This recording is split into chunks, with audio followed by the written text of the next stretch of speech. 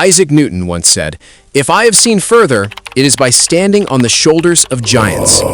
He discovered gravity, he invented calculus, he explained how planets move.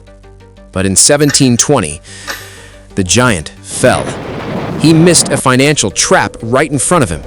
A financial trap that's as old as money itself. A trap that destroyed him. A trap that's still working today on people just as smart as you. If Newton couldn't escape it with pure intelligence, what makes you think you can? Today, we are going to stand on his shoulders. We are going to analyze the mistake that bankrupted a genius, so you can see the trap he missed.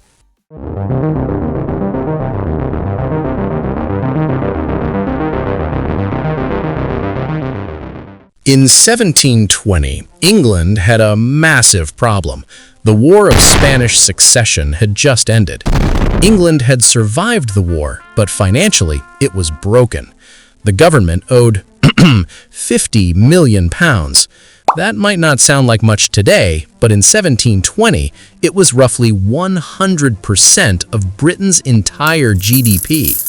The interest payments alone were choking the economy. Parliament was desperate. They needed a way out. And that is when their savior arrived, the South Sea Company. They didn't come as a bank, they came as a national hero. Their offer was angelic. "Give us your debt," they told the public. "Hand over your boring government IOUs, and we will give you something far better, stock in our company." In exchange, they asked for just one thing: monopoly rights on trade with Spanish South America. The government was blinded by the offer. The debt would disappear from their books. Poof! Investors were blinded too. They thought they were buying a ticket to heaven, guaranteed access to South American riches. There was just one teeny tiny problem. The halo was fake. The trade promise was mostly a story, and stories can sell. Spain controlled South America. England and Spain had just been at war. The Spanish weren't exactly eager to let English merchants flood their territory. But the company didn't care about trade. They cared about the financial mechanic. Here is the hidden mechanic most history books miss. The deal allowed the company to exchange stock for debt at the current market price. If the stock price was low, they had to issue millions of shares to cover the debt. But if they could pump the stock to the moon, they only had to issue a tiny fraction of shares. Here's the math. If the stock price was £100, the company had to issue 10 shares to cover £1,000 of debt. But if they could pump the stock to £1,000, they only had to issue 1 share to cover that same debt. The incentives were rigged for a bubble from day one. Because their entire profit depended on a high stock price, they couldn't leave it to chance. So the company began a campaign. They actively manipulated the market. They paid journalists. They bribed politicians. They hired agents to spread rumors in coffee houses. Ships are coming back loaded with gold. The Spanish have agreed to massive new trade deals. This is the investment of the century. Most of it was fiction. The trade deals didn't exist. But in a bubble, facts don't matter. Stories do. As people started buying, the price went up. At this same moment, Isaac Newton, master of the Royal Mint, was watching with interest. In April 1720, he calculated that the stock was overvalued, so he sold. He made a profit of £7,000, a substantial sum.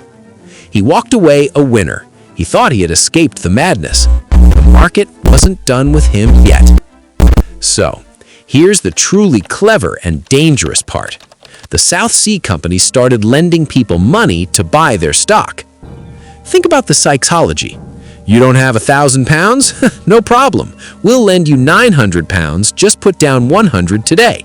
When the stock hits £1,500, you pay us back and keep the profit.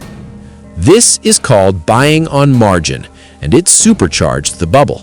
Suddenly, people who could never afford the stock were jumping in. Servants, clerks, tradesmen. Everyone was using borrowed money to chase rising prices. More buyers leads to higher prices. Higher prices leads to more FOMO. More FOMO leads to more borrowing.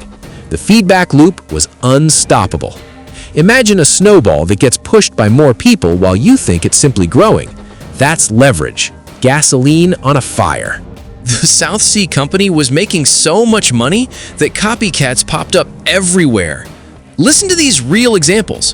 One founder pitched a company for an advantage, but nobody is allowed to know what it is. Another promised to turn liquid mercury into precious metal. Alchemy. They were literally selling magic. And the crazy part? People lined up to buy it. When everyone around you is making money, rationality disappears. This was the environment Isaac Newton found himself in. Everyone he knew was getting richer. The foolish people who didn't sell when he did were now wealthy beyond imagination. The psychological pressure was unbearable. And eventually, the genius cracked. Logic lost the battle against envy. In August 1720, Isaac Newton made a decision that would haunt him for the rest of his life. He bought back in. Not at 128 pounds where he'd sold months earlier, at 1,000 pounds, near the absolute peak. He invested $20,000, his entire fortune. Why? Not because his mathematics told him to, but because he couldn't stand being the smartest man in England sitting on the sidelines while everyone else got rich. Fear of missing out overrode 3 centuries of mathematical genius. Remember, this was the master of the Royal Mint. He saw financial scams every day for a living. And yet, when the FOMO hit, even he couldn't see the coin was fake. By September 2020, the illusion collapsed. The price dropped from 1,000 pounds to 900 pounds, then 800 pounds, then 700 pounds. Then, panic. Everyone tried to sell at once. But who wants to buy a falling stock? The price collapsed. 1,000 pounds down to 150 pounds. In a matter of weeks, Isaac Newton lost 20,000 pounds. That's roughly $3 million in today's money. The smartest man who ever lived was financially destroyed by a bubble. So here's the question. How do you avoid making Newton's mistake? Because here's the thing, the South Sea bubble keeps happening. 1720, 1929, 2000, 2008, 2021. Same psychology, same warning signs. Rule 1. If you don't understand how it makes money, don't buy it. Stories sell. Business economics matters. If you can't explain the cash flow, the revenue model, or why the price should be higher next year, that's a warning. Rule 2. When everyone's doing it, it's time to step back. If everyone around you is in, you are late. Your barber or your Uber driver day trading? That's a red flag. Rule 3. Never use leverage in speculative bets. Borrowing money to invest multiplies your gains when prices rise, but it destroys you when prices fall.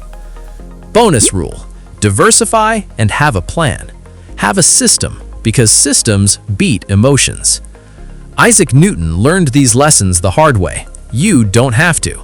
By standing on the shoulders of this giant, you can see the crash coming before it hits you. This is AssetIQ. If you like this video, subscribe.